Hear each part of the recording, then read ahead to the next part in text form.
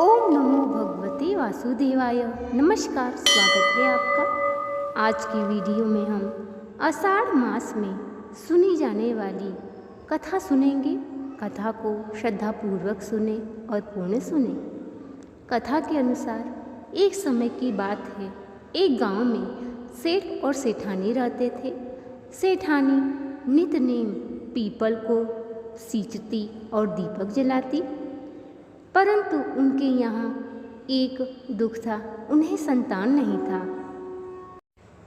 संतान न होने के कारण सेठानी को सारी गांव के औरतें हमेशा ही ताना देती।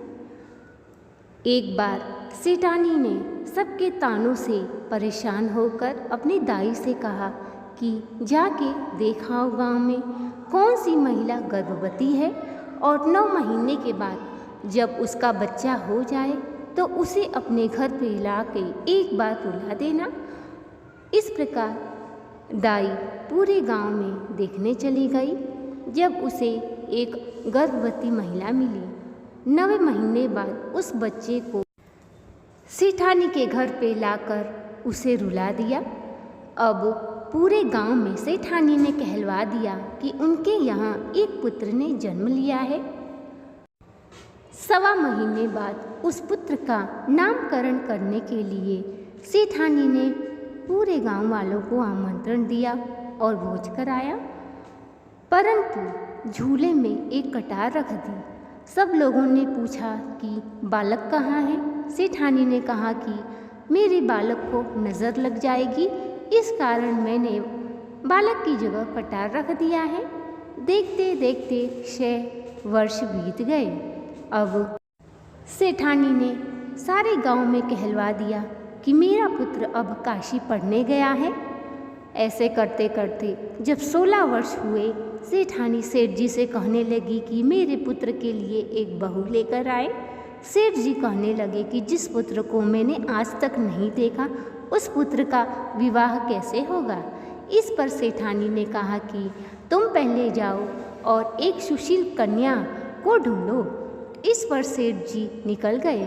चलते चलते वे एक गांव में पहुँचे। वहाँ उन्हें एक कन्या जो खेल रही थी, वो देखने में बहुत ही सुशील और सुंदर थी। सेठ जी उसके पीछे पीछे गए और उसके पिता से अपने पुत्र के विवाह के लिए प्रस्ताव रखा। अब बेटी का बाप मान गया, परंतु उन्होंने एक शर्त रखी कि मेरा बेटा काशी पढ़ने गया है, तुम्हारी पुत्री का विवाह कटार से होगा। इस पर वे मान गए। अब बहू का विवाह हुआ। बहू घर आ गई और घर के सारे काम करने लगी। सेठानी ने बहू से कहा कि बहुत दिनों से घर की सफाई नहीं हुई है, इसलिए एक एक कमरा खोल के सारे कमरों की सफाई कर दो। बहू ने पहले दिन पहला कमरा खोला तो उसमें देखा कि खूब ढेर सारे कपड़े, रंगे बिरंगे और सुंदर वस्त्र हैं। इस पर वे सारे वस्त्रों को पहन पहन कर देखने लगी। इसके बाद अगले दिन सेठानी जब पीपल सींचने चली गई, तब बहू ने दूसरा कमरा खोला। उसमें बहुत ढेर सारे गहने थे। अब बहू सारे गहने को पहन पहन कर देख के अपने आप को आईने में देख के बहुत ही खुश होती।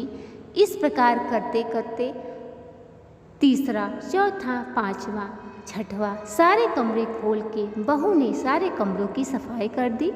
अब जब वे 7वां कमरा खोला तो उसमें उसने देखा कि एक पीपल का वृक्ष है और एक बहुत ही सुंदर मंदिर बना हुआ है। इस पर बहू सोचने लगी कि घर में ही पीपल का वृक्ष है, तब माँ जी बाहर पीपल सींचने क्यों जाती हैं। अब कुछ देर बाद वो बाहर आई। सास की आने का समय हो गया। वह दरवाजे पे आके खड़ी हो गई। उसी समय पड़ोसन आई और कहने लगी कि बहू, तुम्हारा पति कहाँ है, आज तक तो उसने किसने नहीं देखा। तब वह कहने लगी कि वो काशी पढ़ने गए हैं। जब वे काशी से पढ़ के आएंगे तब उन्हें सब देखेंगे। इस प्रकार बहू की सास आ गई। सास कहने लगी कि बहू, तुमने सारे कमरों की सफाई करते। बहू कहने लगी, जी माँ जी, मैंने सारे कमरों की सफाई कर दी। अब अगले दिन जब सास चली गई, बहू फिर 7वें कमरे में गई। कुछ देर पीपल वृक्ष के नीचे वे बैठी रही। अब उसमें से एक बहुत ही सुंदर युवक निकला। बहू पूछने लगी कि तुम कौन हो? वो कहने लगा कि मैं तुम्हारा पति हूँ, मैं काशी पढ़ने गया था। इस पर उसने कहा कि तो तुम सबके सामने क्यों नहीं आते हो? तब वह कहने लगा कि जब तक भगवान की आज्ञा ना हो मैं सबके समक्ष नहीं आ सकता। कुछ समय के बाद बहू गर्भवती हुई। भगवान की कृपा से जब ये सब बातें उसकी सास और ससुर को पता चली, तब उन्होंने पूछा कि ये किसका बच्चा है? तब वे कहने लगी कि ये आपके बेटे का पुत्र है। तब वह कहने लगी कि यहाँ 7वें कमरे में एक पीपल का वृक्ष है और बहुत ही सुंदर मंदिर है, आप चल के एक बार अवश्य देखें। सास गई तो वहाँ पर उसे एक युवक बैठा मिला।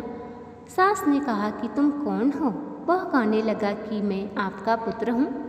अब बहू की गोद भराई का पूरे गांव में घोषणा करवा दी। सेठानी ने सारे गांव वालों को आमंत्रण दिया और सारे गांव के लोग इकट्ठा हुए। सास ने अपने बेटे से पहले ही कह दिया था कि जब बहू की गोद भराई होगी तुम बहू के पास आकर बैठ जाना। अब बहू की गोद भराई होने लगी। उसका पुत्र बहू के पास आके बैठ गया। सारे गांव वालों का आश्चर्य में पड़ गए कि इतना सुंदर युवक। इसलिए सेठानी ने आज तक अपने पुत्र को गांव वालों की नज़रों से बचा के रखा था। कुछ समय के बाद जब गोद भराई हो गई तो वे दोनों फिर पीपल वृक्ष के पास गए। वहाँ पे माता लक्ष्मी भगवान विष्णु प्रकट हो गए और सेठानी से कहने लगे कि ये तुम्हारे पीपल सींचने और दीपक जलाने के पुण्य फल का वरदान है। हे पीपल देव, हे विष्णु भगवान, हे माता लक्ष्मी, जैसे आपने उनकी मनोकामना पूर्ण की वैसी सबकी करना। जो यह कथा पढ़े उसकी हर मनोकामना पूर्ण हो। बोलो विष्णु भगवान माता लक्ष्मी की जय। ये था आज का वीडियो पसंद आया हो तो चैनल को सब्सक्राइब करें, वीडियो को लाइक और शेयर करें, कमेंट बॉक्स में भगवान विष्णु जी का जयकारा लगाएं। मिलते हैं अगले वीडियो में अगली कथा के साथ। तब तक के लिए नमस्कार।